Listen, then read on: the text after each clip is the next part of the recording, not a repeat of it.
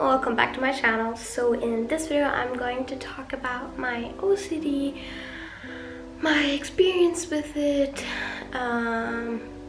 also my experience with taking pills because of it, and just the whole story of how OCD has impacted my life. Let's get started.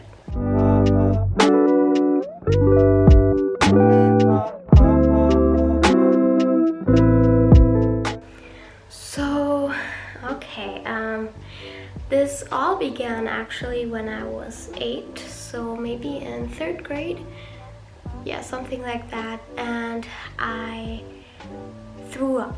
I went to a movie with a friend and I just ate too much popcorn or gummies and I threw up. And the next day I was extremely scared of throwing up. I still am, and it's just so horrible to me. So I don't know if it's a phobia or anything, but it's just a thing that scares me a lot and I hate it. I threw up and the next day my brain just like clicked. I started doing these OCD things to get it out of the way. OCD is an obsession compulsive disorder, and what it basically means is that your brain is telling you to do stuff, to maybe like put something in the right order. When you're not doing it, something bad is gonna happen. Or for example, for me, I would throw up.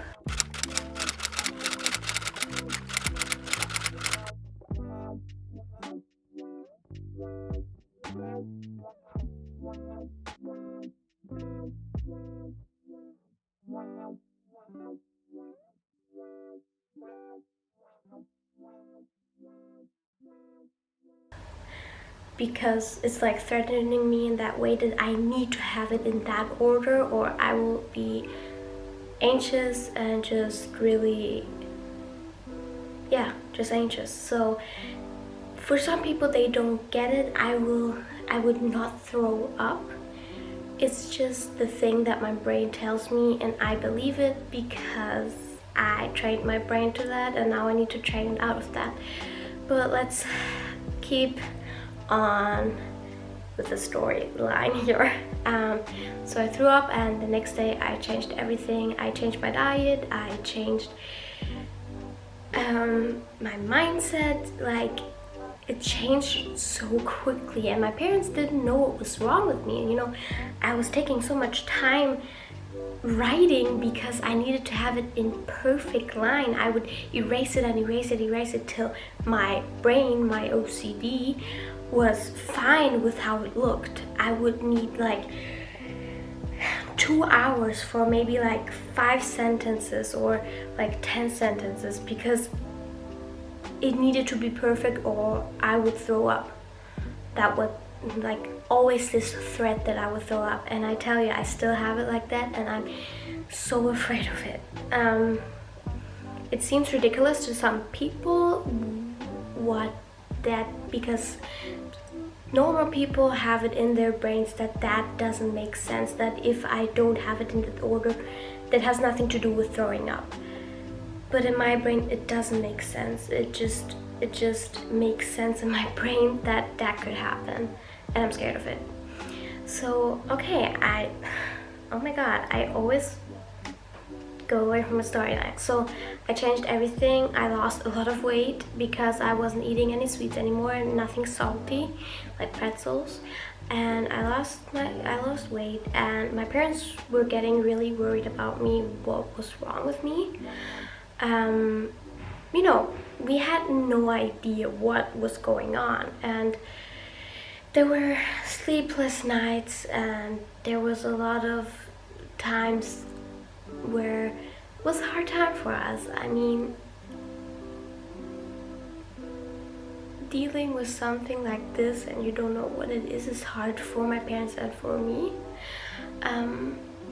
But oh my god, why am I gonna get emotional? Okay, but yeah, we actually went to 10 therapists, and none of them knew what was really going on with me. And you know, at that point I gave up a little. Like, I was just like, this is not gonna help and this is not gonna work for me. And then we made a test and found out that I had OCD. So in English, people always know, oh, OCD is that one thing where you maybe like put something in that order, or you will get like really nervous or something. But OCD is so much more than just that. OCD is constantly there, it's always bugging you, and you just can't stop. So I wanted to make that clear, because OCD is not just like you put something one time in that order and you're fine. It's not like that. It's repetitive. It has new rituals. It has new rituals, and it gets on your nerves. And so we found out what I had, but we didn't find a therapist. I mean, I went to a therapist, but they weren't specialized in OCD, because it was just hard to find someone who can work with the 8-year-old, and that was what was going on. So then we moved to the USA. So it went downhill from there. My OCD was bad. I had a new school, need to make new friends, and I just was on my lowest points. I went to 2 other therapists in the United States, and they were both not specialized in OCD, because we couldn't find anyone, because my English was also really bad in the beginning and we needed someone who could speak German. So after those 2 therapists, I was like at a really low point in my life. I didn't want to live anymore, and I just didn't see any point that I should be alive or I should be on this world, because my OCD was messing me up so much and just making everything worse. When I got to this lowest point, we switched up from the one therapist we went to and went to a second one who also wasn't specialized in OCD, and I felt better. I was fine till then, when I got sick with streptococcus and I threw up. I also threw up in the time between when I was maybe before moving to the United States. I was in a car ride and then I threw up because I have motion sickness, and that's how I got my anxiety of driving with the car, because of throwing up. You know, it's a big picture of throwing up and OCD. So I threw up again, and I threw up after streptococcus and again from the streptococcus in the car, and it just all came down. It was, you need to like think of that, like I'm so scared of throwing up, and just the idea of it and it happening to me is so scary that I literally would do what my OCD tells me. So after that, my parents didn't see a point that I should go to that therapist. And you know, I already had I lost my hope. I didn't want to switch therapists because I liked her and it worked actually quite well. But my parents were like, no, we need to get you a therapist who is actually specialized in OCD and you need to go there. So we switched again. I actually didn't want to switch, but we did. So this therapist was specialized in OCD, and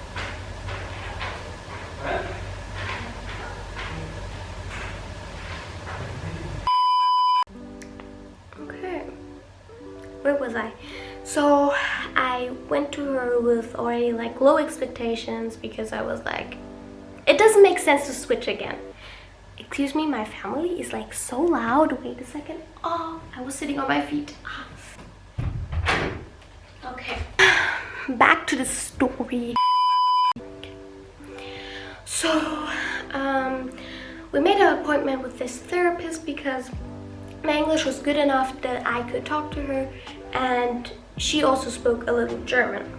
So we went to her, and she had a plan how you can get rid of it, and she knew what it was, and she knew what I was like feeling, and that was like the first time that someone understood what was going on with me and how I felt. And that was like the time where everything just made sense in what was going on with me. Okay, so I went to the therapist. I had accomplishments for my OCD and against my OCD, and she was telling me what to do, and she told me how OCD works, and that it's just that unfortunate thing that I need to ignore it and don't do what it tells me. So she explained everything. She said what I need to do is really like hold it and ignore it, and maybe write down numbers, how high my anxiety is, to get rid of it. It's the only thing how you could cure OCD. You need to ignore it and just like don't do what it tells you. And for some, they say like, yeah, that's totally easy, but it's not. It's something that you did mostly every day, and then you come to that point that they say if you want to get rid of it, you need to fight against it, and it's just something that is so hard.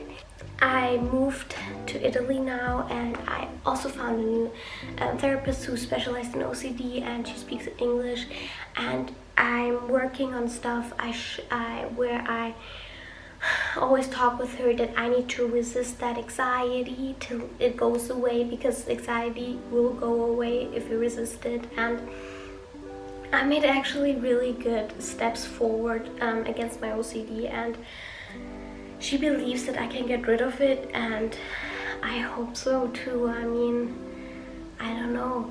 It's like I can't imagine a life without my OCD, because then I would have so much time. Like so much time. So that's the point, you know. You need to do something against it and resist it. And I know it sucks to literally resist something that tells you and threatens you something would happen. That's my OCD story, but I will explain how it works, and then I come to my taking pills and everything story, what is connected to it. Okay, OCD works in that way. You have synapses in your brain which send these signals to your brain that then stick on the bottom. Maybe I can find a picture because I'm not good at explaining it.